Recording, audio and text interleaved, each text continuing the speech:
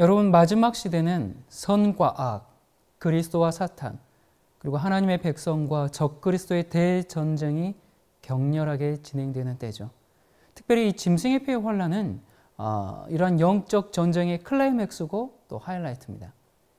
여러분, 이 짐승의 표는 종교의 자유에 대한 문제거든요. 누구를 경배할 것인가? 하나님을 예배할 것인가? 아니면 국가가 세운 종교에 따라서 예배할 것인가에 대한 문제입니다. 여러분, 지금 우리가 당연하게 누리고 있는 이 종교의 자유, 그것을 잃어버리게 되는 때입니다. 신앙 양심대로 하나님을 예배할 것인가, 아니면 먹고 살기 위해서 국가가 세운 신세계 질서를 따를 것인가 하는 문제입니다. 여러분, 지금 우리가 누리고 있는 이 종교의 자유는 언제부터 누리게 된 것일까요? 여러분, 지금 우리가 이 교회 안 다니면 감옥에 갑니까? 아니죠. 오히려 계독이라고 욕할 자유도 있죠. 또 사람을 보혜사 성령이라고 믿고 또 재림 예수라고 믿는 그런 사이비 종교도 참 많은데, 그런 걸 믿는다고 혹시 벌금을 냅니까? 아니면 감옥에 잡혀갑니까? 전혀 그렇지 않죠. 여러분, 이 종교 자유를 법으로 보장하게 된 것은 미국이 독립하면서부터 미 헌법에 자신의 양심에 따라 종교를 선택할 권리가 있고 정치와 종교는 분리한다, 그렇게 명시하면서 지금 우리가 기독교, 불교, 이슬람 이런 여러 가지 것들을 우리가 자유롭게 믿을 수 있게 되었습니다.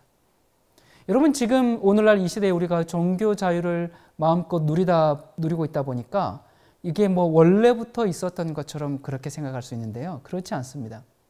내가 뭘 믿든지 믿을 자유도 있고 믿지 않을 자유도 있는 이 엄청난 변화가 도대체 어떻게 우리에게 주어지게 되었을까? 여러분, 기독교는 유대교의 신생 이단으로부터 이제 그렇게 출발을 하게 됩니다. 탈무드에 보면 예수는 마술을 써서 이스라엘을 미혹시켜 배교하게 했으므로 유월절 전날에 처형되었다, 그렇게 기록이 되어 있습니다. 아시다시피 사도 바울은 이제 예수를 믿는 그 신생 이단을 때려잡기 위해서 직접 선봉에 나섰다가 그도 예수님의 추종자가 되지요. 여러분, 그때 당시에는 유대교가 주류 종교였기 때문에 비주류인 기독교는 엄청난 박해를 당하게 됩니다.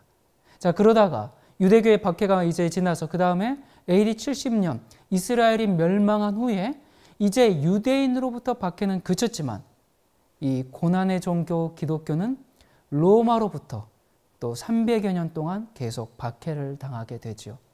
원형 경기장에서 사자들에게 찢기거나 아니면 거리에서 기둥에 묶여서 화형을 당함으로 가로등 신세가 되는 그런 이제 처지가 되기도 했습니다. 그러고 보면 이 기독교라는 것은 발생할 때부터 국가로부터 전혀 인정받지 못하는 그런 종교였습니다. 그래서 기독교를 믿는다는 것은 목숨을 내놓아야 했습니다. 자, 그러다가 무슨 일이 벌어졌어요? 313년 콘스탄티누스 황제가 밀라노 칙령을 통해서 이 기독교의 종교 자유를 주게 되죠. 자, 이때 드디어 박해가 끝나고 기독교 신자들이 대낮에도 공공장소에서 예배를 드릴 수 있게 되는 그런 시대가 오게 되었습니다.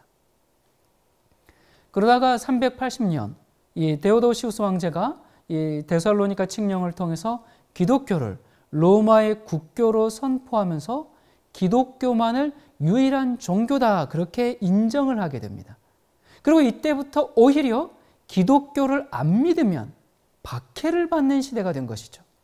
정치와 종교가 하나가 되어서 국가가 세금으로 특혜를 주면서 기독교의 전성시대가 오게 됩니다. 자, 그런데 교회 안에 이제 삼위일체에 대한 서로 다른 이해라든지 또 예수님의 그 신성에 대한 생각이 다르고 그러다 보니까 교리적인 해석이 다르고 이런 일들이 생길 거 아니에요? 그러다 보니까 이제 기독교 안에서도 여러 파들이 이제 생기게 되는데 이 기독교의 정통성과 이단의 기준을 누가 정하는가? 누가 정해요? 국가가 결정하게 됩니다. 국가가 정한 이 기독교 교리에 맞지 않으면 추방을 당하거나 감옥에 가거나 그렇게 죽어야 하는 그런 시대가 되었습니다. 그것이 성경적이냐 아니냐가 아니라 국가가 그것을 인정하느냐 아니냐에 따라서 죽든지 살든지 둘 중 하나입니다. 이때 당시 이제 시대가 조금 흐르면서 유럽에서는 오직 하나의 종교인 카톨릭만 있었죠. 그러다가 종교 개혁의 영향으로 이제 개신교회를 이렇게 이제 개신교회가 유럽에 이렇게 계속 퍼지고 또 개신교를 받아들인 이 독일 제후들의 세력이 커지니까 그러니까 이제 그 1555년에 무슨 회의가 있습니까? 이 아우크스부르크 종교회의가 이제 열리게 되죠. 이 종교회의에서 카톨릭 외에 루터교도 이제 종교로 인정해 주자. 그렇게 이제 결의를 하게 됩니다. 그 외에 나머지 개신교는 전부 이단입니다. 카톨릭과 루터교만 정통 종교로 인정해주고 이제 나머지는 다 이단 취급을 하게 되는데, 근데 그것도 그렇게 개인의 선택이 아니라 그 지방의 영주가 어떤 종교를 갖고 있느냐에 따라서 그 지역의 주민들의 종교도 결정되는 것입니다. 그러니까 영토를 지배하는 자가 종교를 결정하던 그런 시대가 이제 열리게 된 거죠.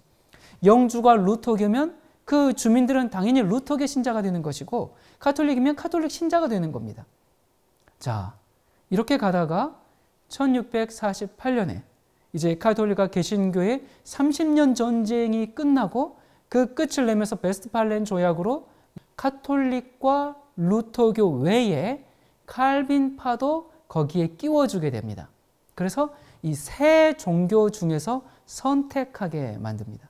물론 여전히 그 당시에는 인구 이동이 거의 불가능한 시대였기 때문에 내가 태어난 그 도시가 어떤 종교를 믿느냐에 따라서 내 종교가 결정되는 겁니다.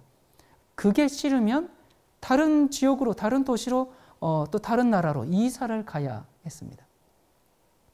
이 세 종교 외에 다른 신앙을 가지면 이단이 되고 엄청난 세금을 내야 하고 이 사회적으로 불이익을 받고 핍박을 받고 처벌을 받고 그런 이제 시대가 되었죠. 이 영국은 국교를 이제 개신교를 받아들이면서 카톨릭에서 성공회로 바꾸게 됩니다. 그런데 여러분 성공회 아시죠? 이 성공회는 카톨릭의 잔재가 그대로 거의 남아있기 때문에 이것을 개혁하려고 하는 영국의 이제 이 신자들이 있었습니다. 그들을 뭐라고 부릅니까? 그들을 바로 청교도라고 부릅니다. 그때 이제 당시에는 성공회가 아닌 다른 교파를 선택하게 되면 엄청난 불이익을 당했습니다. 여러분 영국에서 제일 좋은 대학이 어느 대학이에요? 근데 이제 옥스퍼드 대학이 이제 이 당시 제일 좋은 대학이었는데 고위직에 올라가려면 옥스퍼드로 이제 졸업해야 뭐 법관이 된다거나 또 공직자가 되거나 뭐 사회적인 영향력을 발휘할 수가 있었는데요. 이 대학은 이제 성공의 신자만 입학할 수가 있습니다. 이 성공의 신자가 아니면 들어갈 수가 없어요. 자, 그러다 보니까 이 대학을 못 가다 보니까 일반 이제 그 성공의 신자가 아닌 사람들은 사회에서 할 수 있는 일들이 제한적이겠죠. 굉장히 한정이 되고 그러다 보니까 사회 이제 하류층에 가난하게 살 수밖에 없는 그런 입장이 된 겁니다.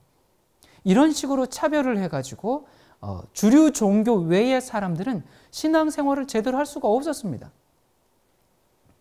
그래서 여러분이 우리가 이제 잘 아는 존 웨슬리, 사실 존 웨슬리도 청교도 집안이었거든요. 그런데 이제 그 집안이 너무 어려움을 당하다 보니까 이 웨슬리의 아버지가 청교도에서 성공회로 개종을 하게 됩니다. 그래서 아버지가 옥스퍼드 대학을 가가지고 성공회 목사가 되어요.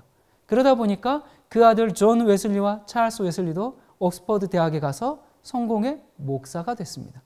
자, 이러한 이제 그 사회적 차별과 또 종교적인 박해 때문에 뭐 물론 카톨릭 국가들에서는 말할 것도 없죠. 그 어려움들이.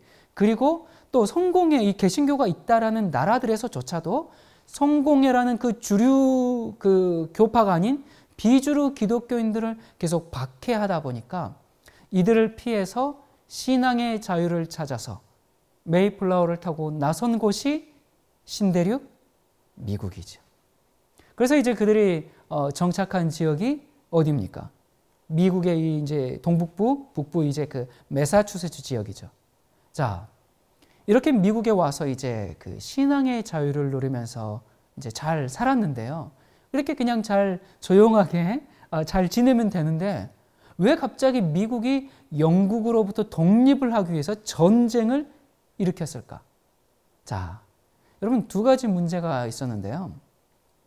첫 번째는 유럽의 이제 그 스페인이나 포르투갈 이런 나라들이 이제 그 신대륙의 이 남쪽 남미를 점령했을 때 남미에서는 거기서 뭐 은이나 금 같은 뭐 여러 가지 광물 지하 자원이 굉장히 많이 나왔어요. 그래서 부자가 됐습니다. 그런데 이 북쪽 미국은 그런 게 북미는 나오지가 않았어요. 그래서 영국이 이 식민지로부터 뺏어갈 게 없는 겁니다. 아니 저 스페인은 엄청 막 금 같은 걸 가지고 오는데 아니 북미를 차지한 영국은 이게 이게 수입이 없는 거예요. 그래서 식민지에서 뺏어갈 게 없으니까 뭘 했느냐? 이제 영국에서부터 미국으로 이민을 간 많은 영국인들이 있을 거 아니에요? 물론 청교도를 비롯해서 이 이민자들에게 세금을 부과하기 시작했습니다. 하나부터 열까지 이제 계속 세금이 이제 자꾸 이제 늘어나기 시작한 겁니다. 여러분 우리가 이제 뭐 관공서 가면 등본을 뗄 때 돈을 내잖아요. 뭐 많든 적든 간에 처음에는 이제 그런 식으로 공문서를 발행할 때 세금을 매겼습니다.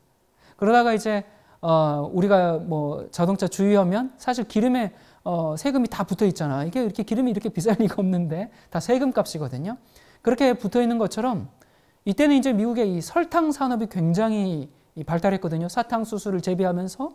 그런데 여러분, 이 설탕 맛을 본 사람들이 그 한 번 맛을 보면 정말 잊을 수 없는 그런 달콤한 맛이 든 겁니다. 그런데 이게 이제 1764년에 영국에서 세금을 늘리기 위해서 설탕법을 제정하게 됩니다. 그러니까 제일 좋아하고 제일 많이 먹는 음식에 세금을 붙인 거예요. 이런 식으로 이제 각종 세금을 붙여가지고 계속 이제 억압하고 착취하고 많이 뜯어가니까 이민자들이 이제 점점 이 불만이 쌓여가기 시작하게 된 겁니다. 자, 그리고 이제 두 번째는요, 영국에서 이제 옥스퍼드 졸업생인 이제 성공의 목사들을 미국으로 파송하기 시작했죠. 이때 이 웨슬리 형제가 조지아주에 왔습니다. 처음에는 남쪽으로만 왔어요. 그래서 남쪽에서만 선교했으면 문제가 안 됐는데 선교하다 보니까 어떻게 돼요? 계속 북쪽으로 이제 올라가기 시작한 거죠. 그런데 여러분, 이 북부는 청교도들이 100년 동안 종교의 자유를 누리면서 청교도 사회를 구축해 놓은 곳 아닙니까? 그런데 이 청교도들이 누구예요? 사실 그 영국에서 성공회로부터 박해받다가 대접받지 못하고 어려움 당하다가 종교의 자유를 찾아서 피난 온 사람들입니다. 그러니까 이 성공회와 청교도는 어떤 관계예요? 원수 관계예요. 고양이와 쥐 관계예요. 자, 그런데 이 성공회 신부들이 점점 이제 북쪽으로 밀려 들어오기 시작한 겁니다. 이 국가의 지원을 받은 성공회 신부들이 이제 청교도 마을에 와가지고 이제 전도 활동을 하고 교회를 세우기 시작한 거예요.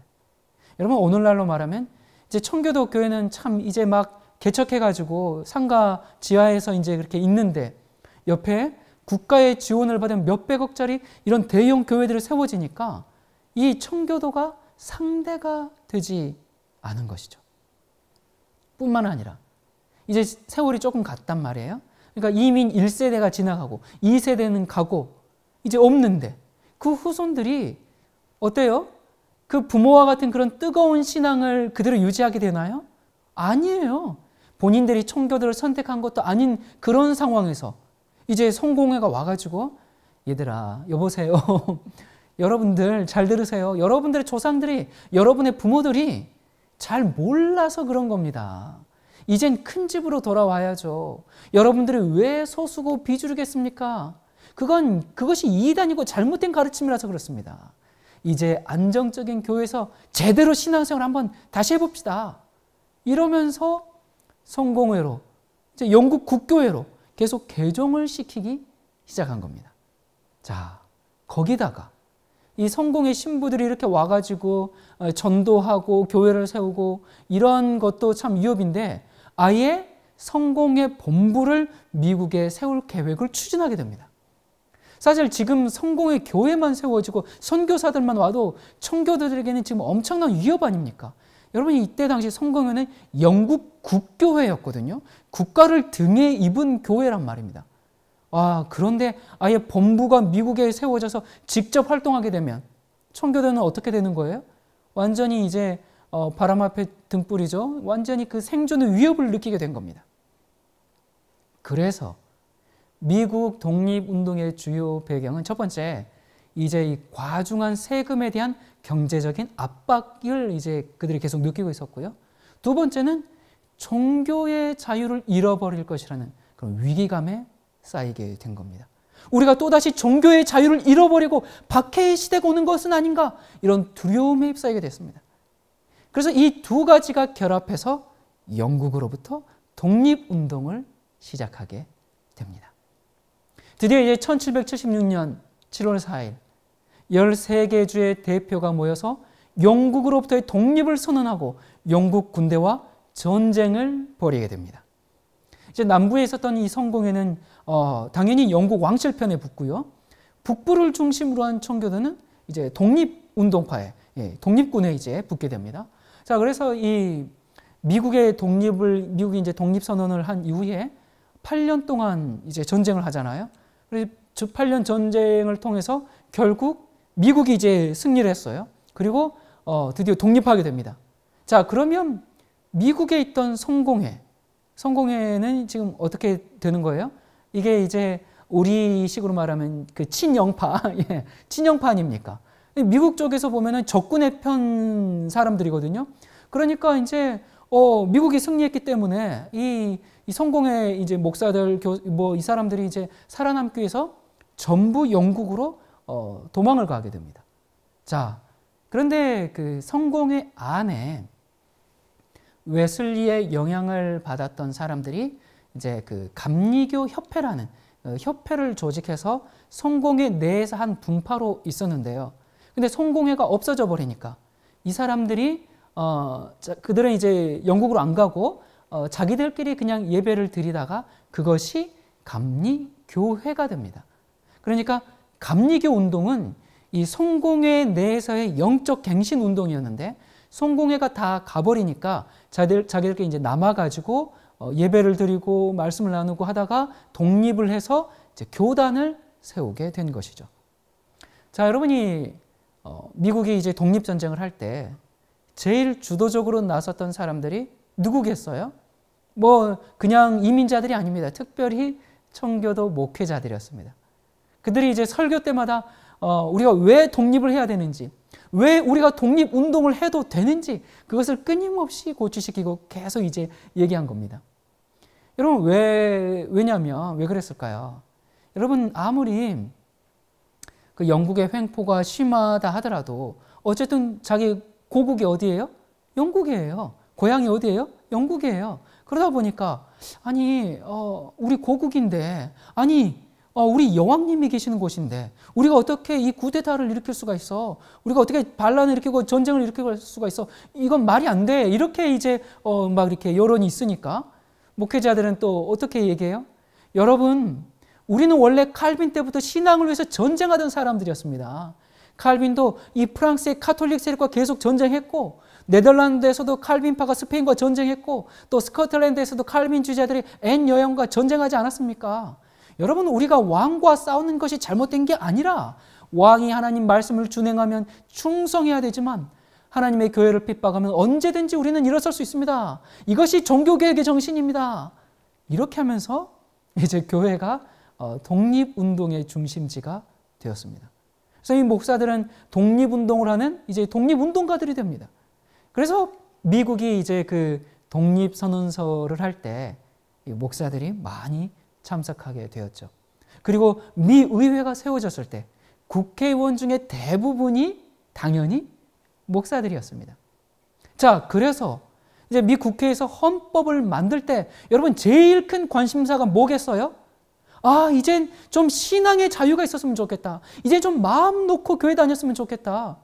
이젠 신앙 때문에 핍박받는 일은 없었으면 좋겠다.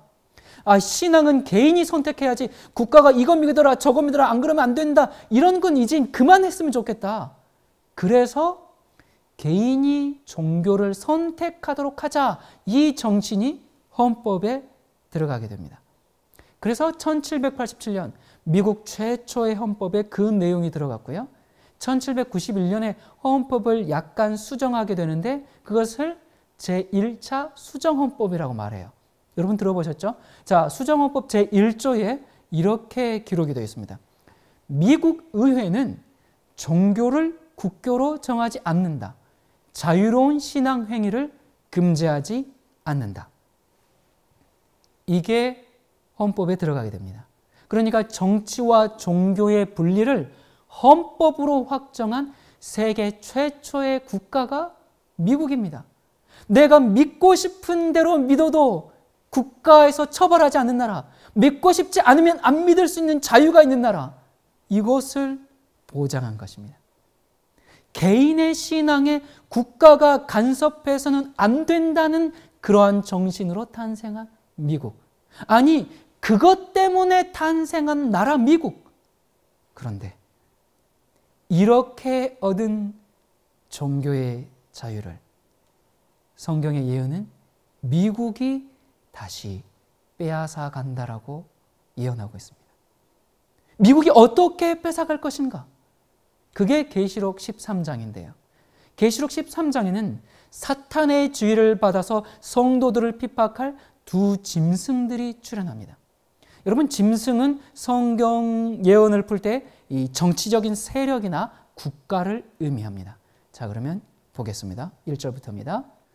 내가 보니 바다에서 한 짐승이 나오는데 뿔이 10이요 머리가 7이라. 그 뿔에는 10멸관이 있고 그 머리들에는 참남한 이름들이 있더라. 내가 본 짐승은 표범과 비슷하고 그 발은 곰의 발 같고 그 입은 사자의 입 같은데 용이 자기의 능력과 보좌와 큰 권세를 그에게 주었더라. 여러분, 이 짐승의 모습은 자세히 보면 다니엘 7장에 바벨론, 페르시아, 헬라, 로마를 합해 놓은 모습임을 우리가 금방 알 수 있습니다. 계시록 13장에 나오는 이 첫 번째 짐승은 다니엘 7장의 짐승들의 특징을 모두 합쳐 놓은 것과 같은 것이죠. 여러분이 그 다니엘 7장의 그 짐승들은 어땠습니까? 하나님의 성도들을 괴롭히고 진리의 말씀을 짓밟았던 그런 세력들입니다. 자, 그렇다면 우리는 이 짐승의 정체와 성격을 짐작할 수가 있습니다. 바다에서 나오는 이 짐승은 로만 카톨릭입니다. 여러분, 카톨릭 교회는 공공연한 로마 제국이에요.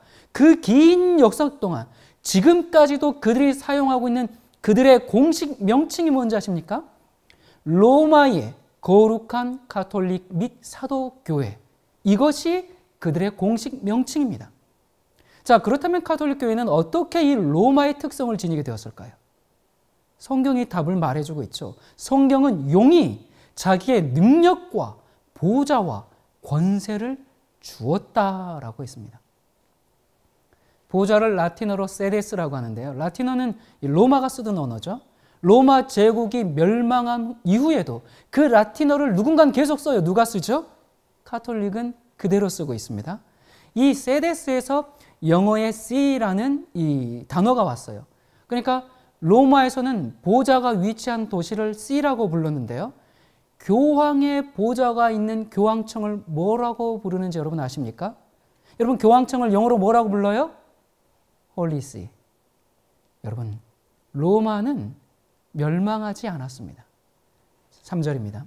그의 머리 하나가 상하여 죽게 된 것 같더니 그 죽게 되었던 상처가 나음에 온 땅이 이상히 여겨 짐승을 따르고.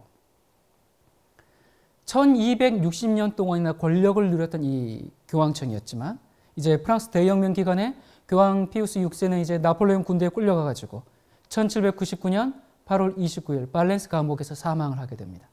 이 한동안 그의 시체는 매장도 되지 않은 채 방치되어 있었어요. 어느 역사학자는 이렇게 말했습니다. 교황권은 단절되었다. 그의 존재는 이제 흔적조차 찾아볼 수 없다. 아무도 그의 자리를 계승할 수 없다는 칙령은 반포되었다. 여러분, 그러나 놀랍게도 그 상처는 나았습니다. 유럽에서 나폴레옹이 몰락하자 교황청은 다시 세력을 급속히 회복하기 시작했고 1929년에는 라테란 조약으로 이제 바티칸 그 시티를 영토로 확보하면서 상처가 점점 아물기 시작하더니 오늘날 로마 교황은 12억의 신자를 가지고 전 세계를 호령하는 세계 최고의 군주가 되었습니다. 이 교황청의 정보력은 CIA를 능가할 정도죠. 그리고 온 세계의 정치가들은 교황의 눈치를 봐야 할 그런 형편이 되었습니다. 요한계시록의 예언대로 너무나 정확하게 이루어졌습니다. 계속 봅니다. 또 짐승이 큰 말과 참난된 말하는 입을 받고 또 42달 일할 권세를 받으니라. 여러분, 우리는 계시록 11장에서 42달, 그러니까 1260년의 기간 동안 성도들을 핍박한 세력이 로마 교황청임을 이미 살펴보았습니다. 자, 그렇다면 세상 모든 사람의 찬사를 받고 있는 그 교황청이 실제로 그런 무서운 세력이란 말인가? 참 상식적으로는 믿어지지 않는 말이에요. 여러분, 저는 이 가톨릭 신자들을 폄하하는 것이 아닙니다. 가톨릭 신자들 중에서 많은 이들이 신실하고 또 수많은 선행을 하고 있는 것을 제가 압니다. 이건 신자들의 문제가 아니라 로마 교황청이라는 그 종교를 말하고 있는 겁니다. 교황청이 정말 큰 말과 참남되게 말하는 입을 가졌는가? 그렇습니다. 여러분, 참남하다, 이 참남하다는 말은 신성모독을 뜻하는 것이거든요. 자, 교황이 과거에 했던 얘기 둘째치고 최근에 어떻게 참남한 말들을 하고 있는지 한번 살펴보겠습니다. 여기 2014년 7월 25일 교황 프란치스코는 바티칸 광장에서 이런 얘기를 했습니다. 교회 안에는 스스로 신앙을 찾을 수 없으며 자유롭게 신앙을 할 수도 없습니다. 그런데 교회 성례전이나 중보자 없이 예수께로 직접 나갈 수 있다고 믿는 사람들이 있습니다. 자, 여러분이 이 말 좀 자세히 봅시다. 자, 예수님께로 직접 나갈 수 있다라고 믿는 사람들이 누굽니까? 우리들이죠. 자, 그러니까 예수님과 개인적인 관계를 맺을 수 있다, 그렇게 말하는 것은 잘못됐다, 그 말입니다. 그러면서 이렇게 얘기합니다. 이런 유혹은 매우 위험하고 아주 해로운 일입니다. 뭐가 위험하고 뭐가 해로운 것이라고요? 교회를 통해서, 미사나 신부를 통해서 예수님께 가야 되는데, 그런 성례전을 통해서 그렇게 예수님께 가야 하는데 직접 예수님께 갈 수 있다, 그렇게 믿는 것은 매우 위험하고 해로운 것이라고 말했습니다. 그리고 그것을 유혹이라고 표현했습니다. 중세시대에 그때 한 얘기입니까? 100년 전, 200년 전, 500년 전에 한 얘기입니까? 아니요. 불과 얼마 전에. 여러분, 이것은 단순히 천주교 지도자가 한 얘기가 아닙니다. 여러분, 교황의 권세를 한번 생각해 보십시오. 교황은 천주교의 수장일 뿐만 아니라 WCC, 에큐메니컬로 종교 통합을 하면서 온 세계의 종교 수장이 한 말입니다. 여러분, 정상적인 기독교인이라면 이런 얘기를 들었을 때 저항해야 합니다. 항의해야 합니다. 그게 프로테스탄트, 개신교인입니다. 그런데 모든 개신교회가 다 잠자고 있습니다. 아니면 알고도 침묵하는 건가요? 자, 그런데 이런 발언을 하고 나서 불과 2달 후에 2014년 9월 15일에 교황은 산타마르타 순회원에서 더 엄청난 얘기를 하게 됩니다. 기름 부음을 받은 성모 마리아와 로만 가톨릭 교회는 동등하다. 마리아가 없었다면 예수님도 없다. 그렇기 때문에 여기 보면 성모 마리아와 교회를 신성의 제2위로 올려야 한다. 예수님은 제3위로 강등시켜야 한다. 또 이런 얘기를 합니다. 교회가 없이는 한 걸음도 나아갈 수 없다. 사람들의 희망은 예수님께 있는 것이 아니라 가톨릭 교회에 있다. 여러분, 이것보다 더 큰 신성 모독이 어디 있습니까? 천주교는 기독교가 아닙니다. 여신을 섬기는 이방 종교입니다. 여기에 또 어노인트 마더라고 있습니다. 여러분, 이 어노인트는 기름 부음을 받은 자, 곧 메시아라는 말이거든요. 그리스도라는 말입니다. 그런데 누가 기름 부음을 받아요? 어노인트 마더, 마리아가, 교회가 마리아와 동등하고 교회가 예수님보다 높다고 했습니다. 그러자 많은 기독교인들이 바티칸 라디오에 이제 질문을 했습니다. 그게 천주교 교리입니까? 그러니까 이렇게 답했습니다. 우리는 전통이 성경보다 위에 있다고 믿습니다. 전통이 뭡니까?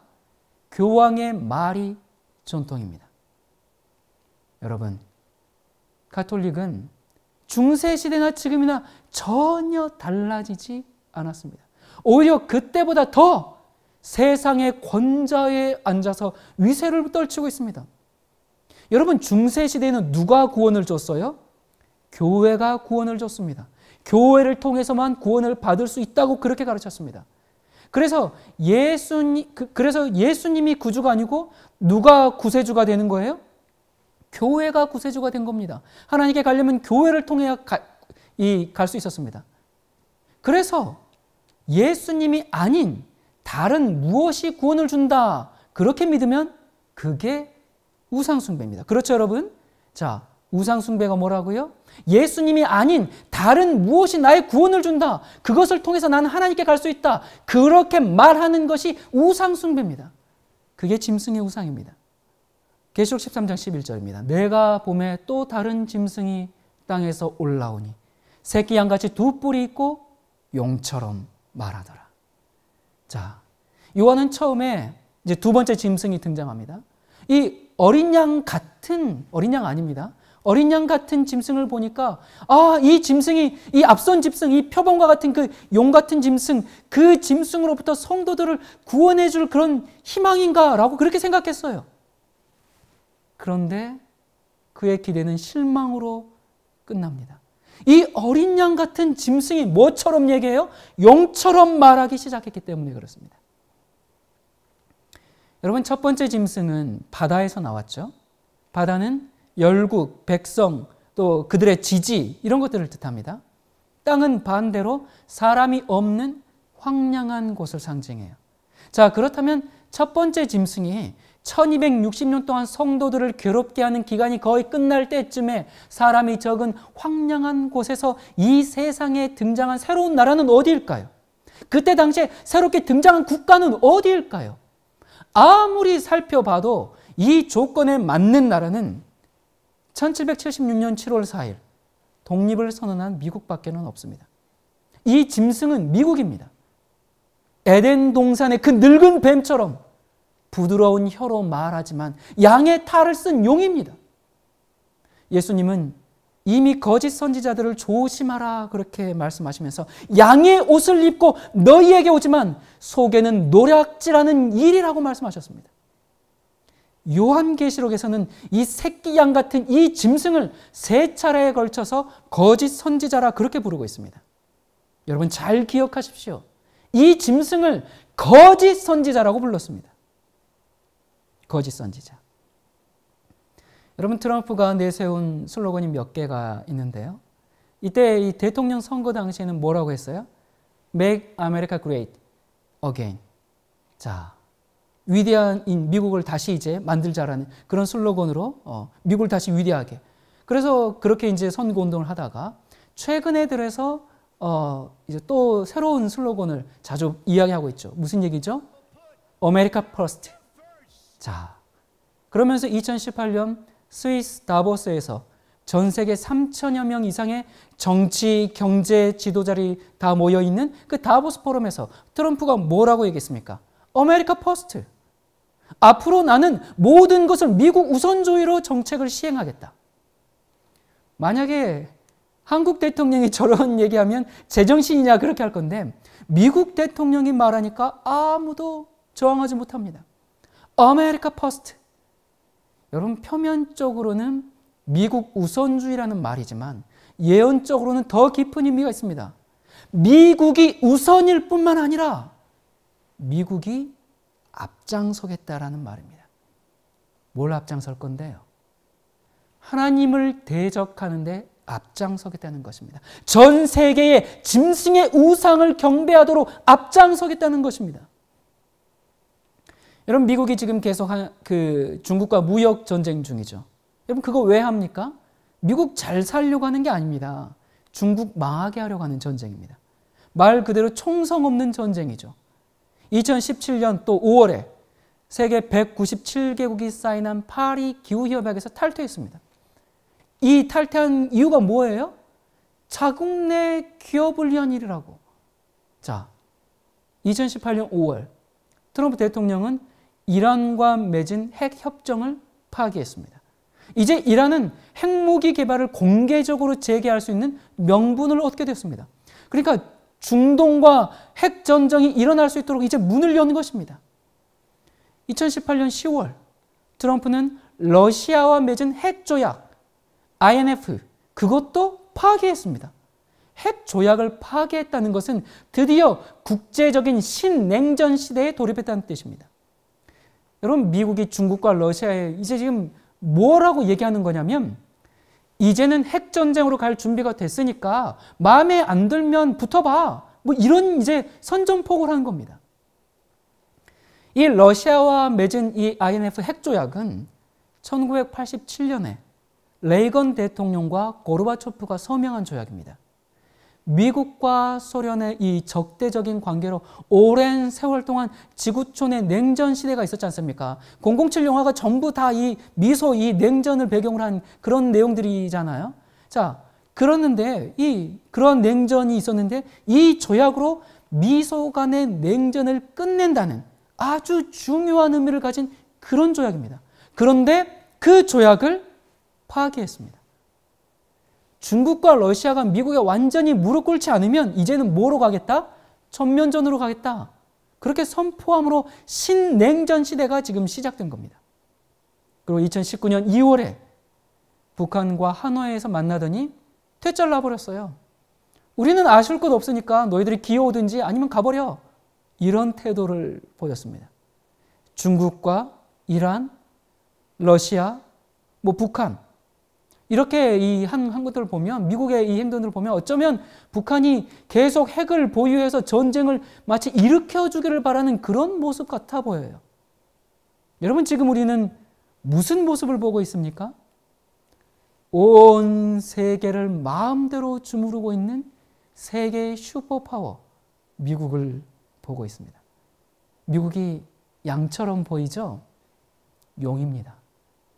미국 역사상 어떤 대통령도 하지 않던 일을 트럼프라는 기이한 인물을 통해서 지금 벌이고 있습니다.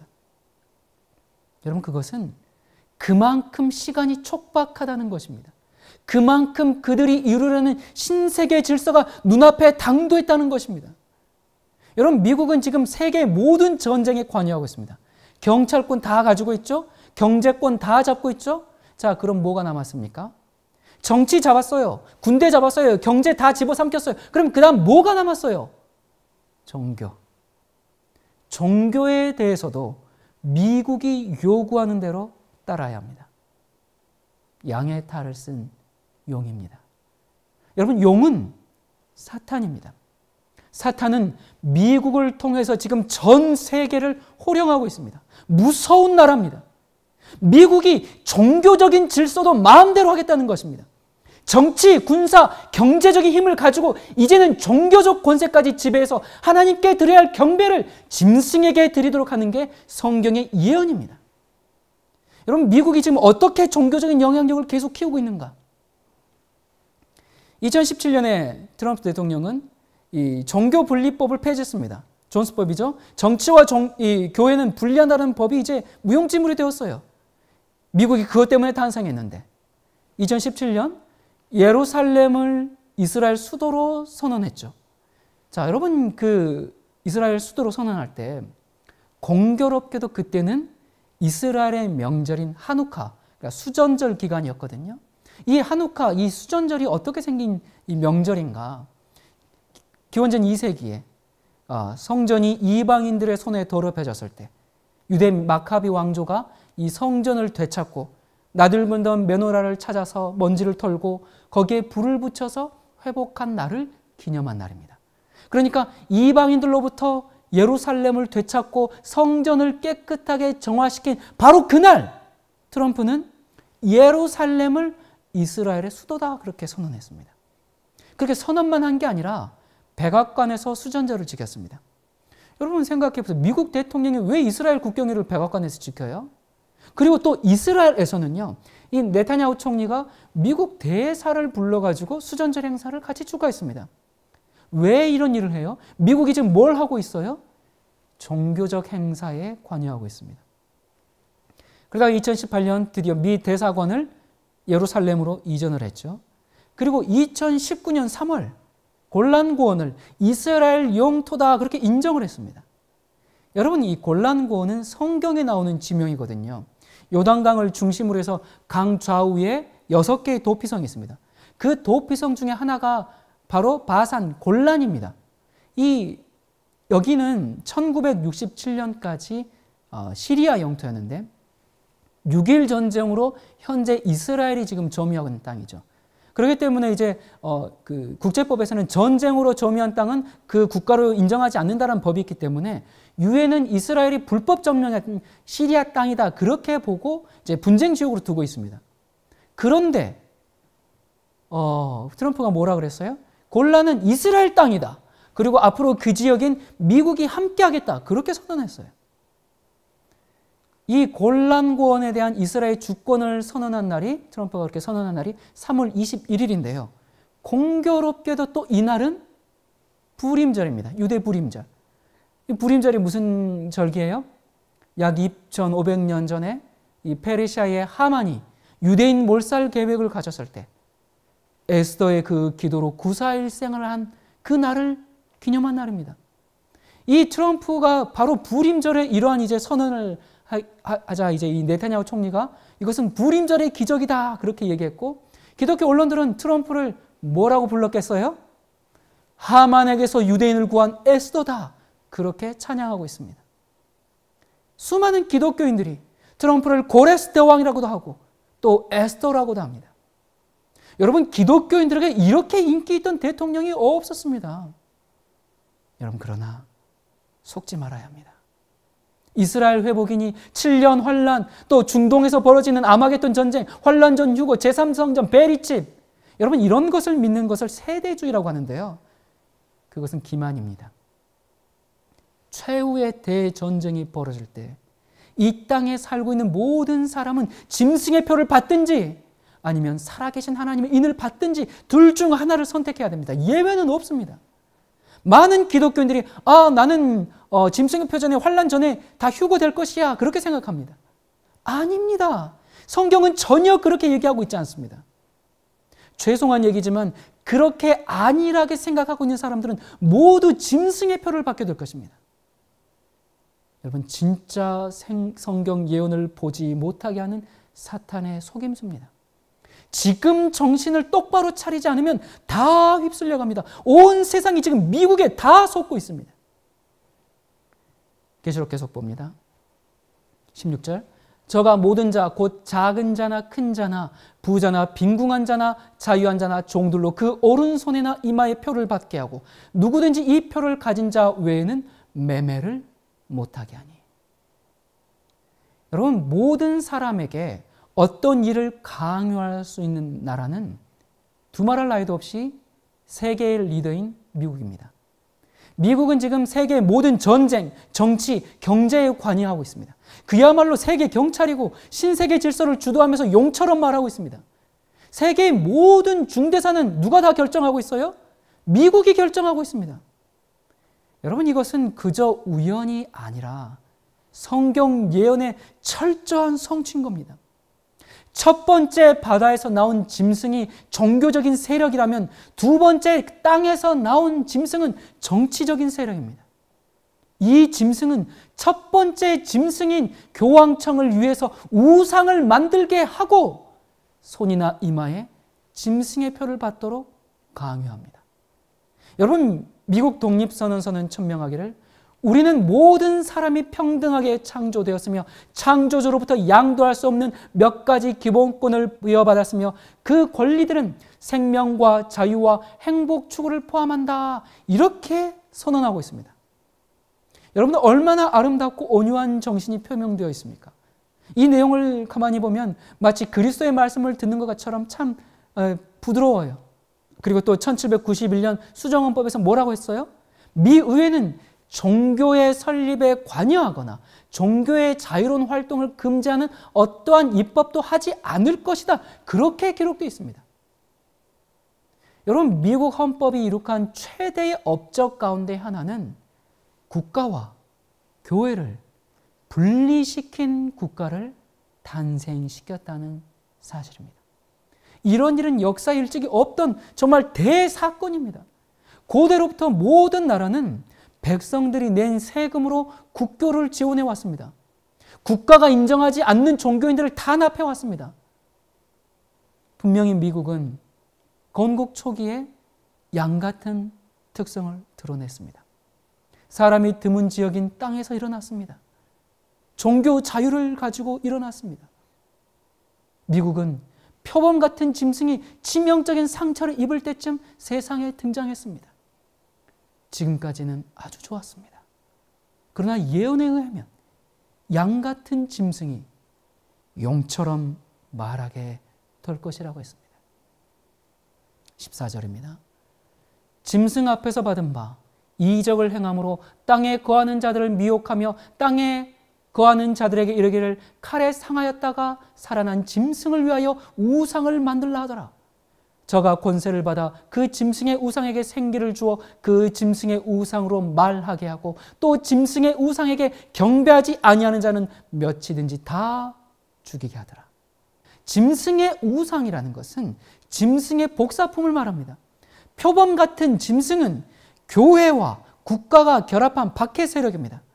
이 세력은 국가 정부가 결탁된, 그리고 국가 정부로부터 권세를 받아서 종교적인 소수파와 그 비주류를 박해하는 종교적인 체제입니다.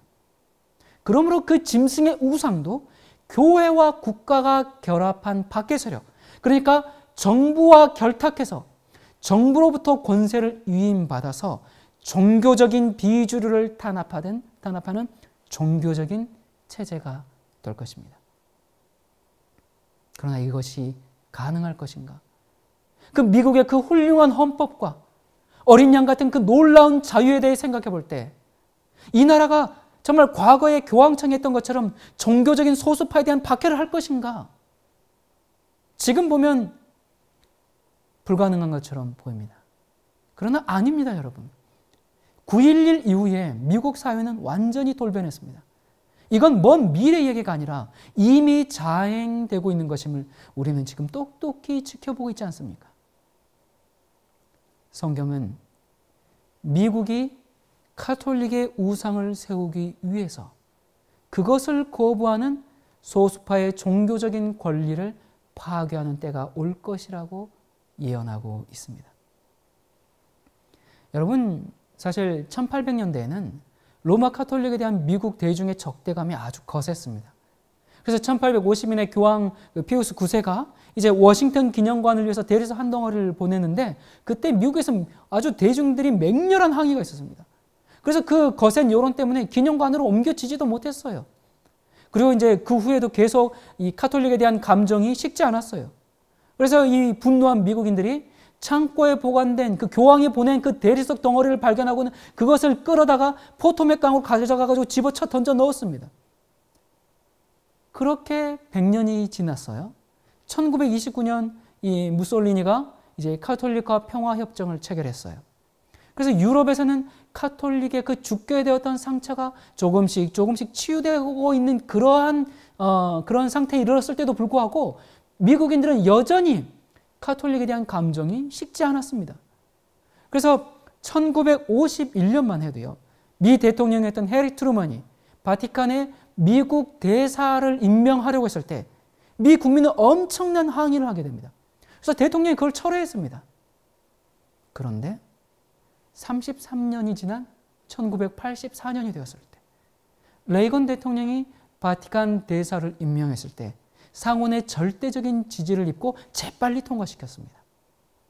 그리고 오늘날 과연 미국은 천주교 국가라고 할 만큼 백악관에서 교황을 초청해서 온 세계에 수장이 된 모습을 전 세계에 생중계하는 그런 시대에 우리가 지금 살고 있습니다.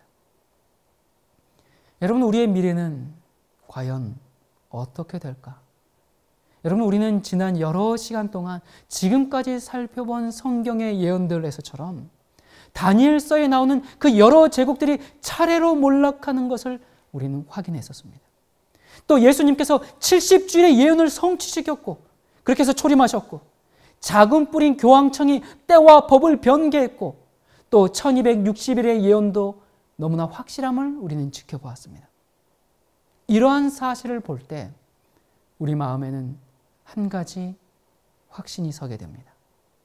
그것은 성경의 예언은 참되다는 것입니다. 그러므로 미국에 대한 예언도 성취될 것입니다. 아니, 성취되고 있습니다. 이게 먼 미래의 일이 아니라 지금 우리 눈앞에서 벌어지고 있는 일들 아닙니까? 여러분, 2015년에 교황이 유엔 총회에 참석했습니다. 그때 또 유엔 총회에 가기 전에 미국 국회에서 상하의원 다 모여서 연설을 했는데 그때 무슨 얘기를 했는지 아십니까? 이렇게 얘기를 했죠. 오늘날 우리 주변에 다양한 극단주의 세력이 있습니다. 그래서 근본주의자들을 색출하고 제어하는데 미국이 이 일에 앞장서 주시기를 바랍니다. 여러분, 여기 근본주의자들의 부류에 누구도 들어가냐면요, 교황이 아니라, 교회의 전통이 아니라 성경만을 신앙의 지침으로 삼고 또 가톨릭 교회를 통해서가 아니라 직접 내가 예수님께로 갈 수 있다라고 믿는 사람들도 포함됩니다. 그런 신앙을 교황은 뭐라고 했어요? 매우 위험하고 해로운 유혹이라고 했습니다. 매우 위험하고 해로운 유혹. 그들을 근본주의자들이라고 했습니다. 여러분, 미국은 십계명에 기록된 하나님을 예배하는 그 방법에 반대되는 그러한 종교 형태를 강요하기 위해서 무서운 정치적인 권세를 이용할 것입니다. 그리고 세계 모든 나라들도 자국의 정책을 따르게 할 것입니다. 지금 세계를 이렇게 움직이고 있는 걸 보면 전혀 불가능한 일이 아니라는 것을 정말 믿지 않는 사람들도 동의할 것입니다. 그런데 여기서 더 긴장이, 세계 나라들의 긴장이 확대되고 동시에 재앙이 내리기 시작할 때 미국은 짐승의 우상에게 경배하지 않는 사람들에게 사형을 선고할 수 있는 법률을 제정할 것입니다. 여러분, 그러나 미국은 폭군이 아니라 선한 모습으로 이 일을 추진할 것입니다. 세계의 안전을 위한다는 양 같은 모습으로, 그러한 명분으로.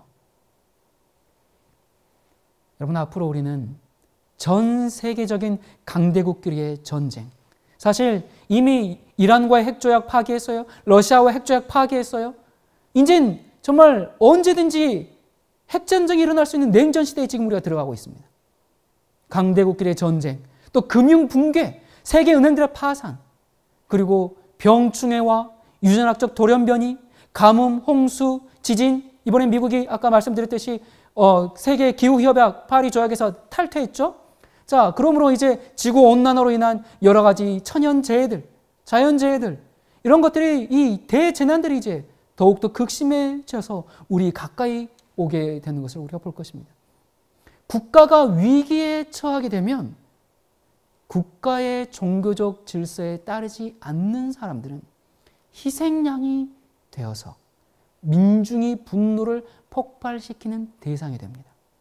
세계 질서가 어지러울 때 세계 평화라는 강력한 명분으로 우상이 세워지고, 우상이 세워진다는 것은 가톨릭을 위한 법이 제정된다는 것입니다. 성경의 방법이 아니라 가톨릭의 요구에 신앙 질서를 재편하는 법입니다. 그리고 이 법에 따르지 않는 사람들을 핍박할 것입니다. 여러분, 정말 언제까지 제가 이런 얘기를 유튜브에서 할 수 있을지 모릅니다. 이미 유튜브에 검열이 시작됐습니다. 저는 지금 참 어려운 싸움을 하고 있습니다.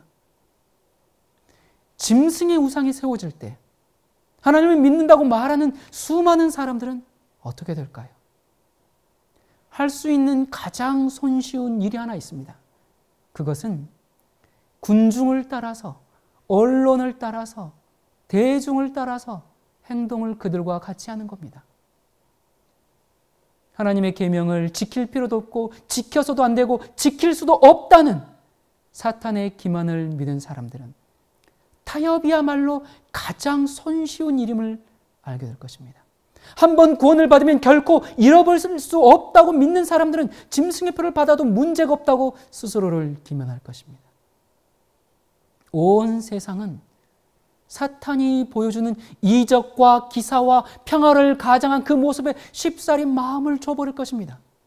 그리고 그들은 하나님의 계명을 어기고 짐승의 표를 받고 하나님을 믿는다고 공언하면서 짐승을 따라가게 될 것입니다. 그러나 예수의 믿음을 간직하고 예수님처럼 승리하는 법을 배운 사람들은 생명의 위협을 무릅쓰고 하나님을 예배할 것입니다. 그들은 창조주에게 충성하는 것이야말로 인간이 할 수 있는 가장 중요한 일로 생각할 것입니다. 여러분, 사실 옛날부터 진실한 그리스도인들은 성화되지 못한 그런 사람들의 분노의 대상이 되어서 터무니없는 이름으로 불렸습니다. 예수님을 빌라도에게 끌어온 유대인들은 예수님을 백성을 소동케 하는 자, 백성을 시끄럽게 하는 자, 그렇게 고발했습니다. 사도 바울은 뭐라고 고소를 당했습니까? 전염병, 유대인을 다 소욕케 하는 자, 나사렛 이단의 우두머리, 이런 다양한 이름으로 고소를 당했습니다. 독재 시절에 기독교 지도자들이 체포되고 투옥된 이유는 치안유지법 위반이었습니다. 신실한 그리스도인들이 치안을 불안케 하는 사람, 국가를 전복시키려는 과격분자로 취급됐습니다. 그들이 얼마나 선량한 사람들이었는지는 단 한 번의 신문으로도 충분히 알 수 있는 일이었을 테지만 받아들여지지 않았습니다. 이렇듯 하나님의 백성들은 모든 시대를 거쳐서 세상을 소란케 하는 자, 정부에 대항하는 자, 사상이 불량한 자, 그런 터무니없는 이름으로 매도당했습니다.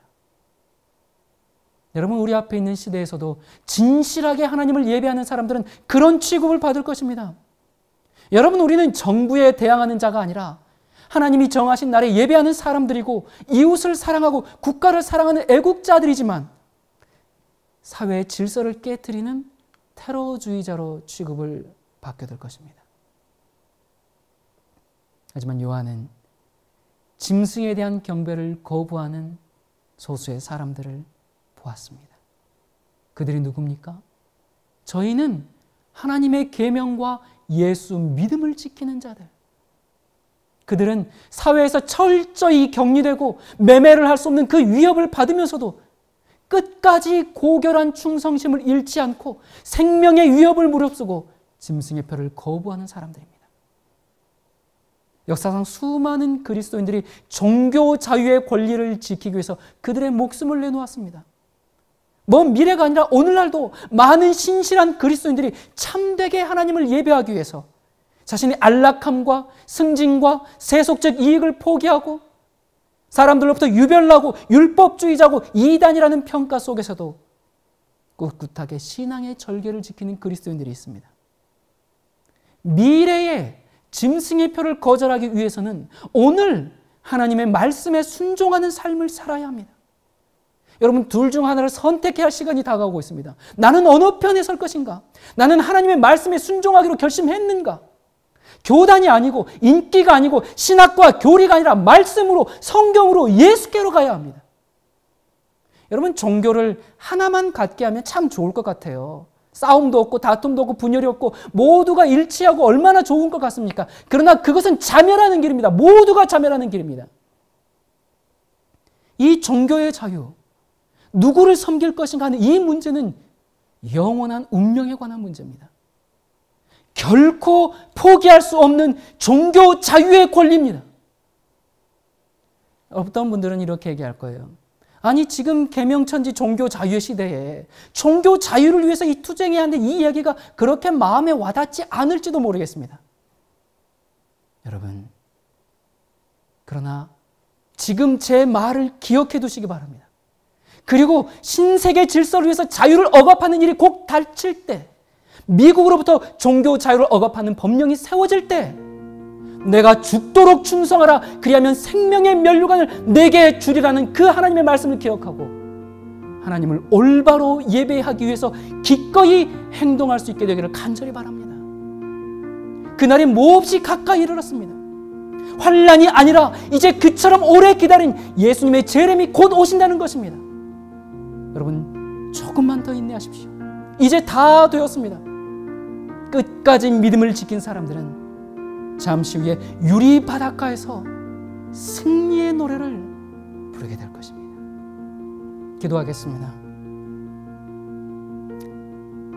여호와 하나님 아버지, 우리의 구원을 위해서 창세로부터 지금까지 우리를 이끄시고 또 말씀을 통해서 가르치시고 깨우쳐 주신 주님의 은혜를 참으로 감사를 드립니다. 아버지, 이제 세상 역사의 끝이 거의 다 이르렀습니다. 이 마지막 때에 우리가 오직 주께서 말씀하신 대로 따라가는 주님의 참된 증인들로 서 있기를 간절히 원합니다. 어떠한 위협이나 어떠한 타협이나 어떠한 유혹이 와도 우리가 끝까지 신앙의 절개를 지키는 주님의 그리스도인 되기를 간절히 원합니다. 그리하여 하나님께서 영원토록 온 우주에 나의 백성을 보라 자랑할 수 있는 주님의 신실한 아들과 딸 되기를 원합니다. 주님께서 오래 기다리셨습니다. 이 역사의 끝을 오래 기다리셨습니다. 이제 그 영광스러운 그날에 우리 모두가 함께 참여하기를 간절히 원하오니 아버지, 오늘 이 말씀을 듣는 수많은 사람들이 진리를 깨닫고 진리 안에 연합할 수 있도록 인도하여 주시옵소서. 예수님의 이름으로 간절히 기도드립니다. 아멘.